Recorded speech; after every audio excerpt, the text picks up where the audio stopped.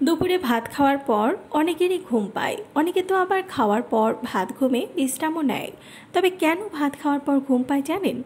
আসলে ভাতে প্রচুর পরিমাণে কার্বোহাইড্রেট বা শর্করা থাকায় তা গ্লুকোজে পরিণত হয়। গ্লুকোজের জন্য ইনসুলিনের দরকার হয়। শরীরে ইনসুলিনের পরিমাণ বেড়ে গেলে প্রয়োজনীয় ফ্যাটি অ্যাসিড, ট্রিপ্টোফ্যান দুই হরমোন মেলাটোনিন ও সেরাটোনিনের পরিমাণ বাড়িয়ে দেয়। হঠাৎ করে দুই হরমোন বেড়ে যাওয়ার কারণেই ঘুম ঘুম ভাব হয়।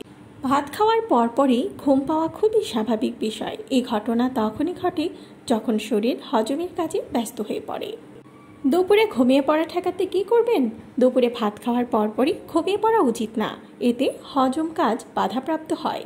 এ সময় ঘুমিয়ে পড়া ঠেকাতে যেটি করবেন তা হলো দুপুরে বেশি খাবার না খাওয়া। খাবারের তালিকায় 50% সবজি, 25% প্রোটিন এবং 25% শর্করা রাখবেন, তাহলে শরীর সুস্থ থাকবে। দুপুরে ঘুমের সমস্যা এড়াতে ভাতের পরিবর্তে রুটিও খেতে পারেন। এছাড়া সাদা ভাতের পরিবর্তে ব্রাউন রাইস খাওয়া আরও ভালো স্বাস্থ্যের জন্য।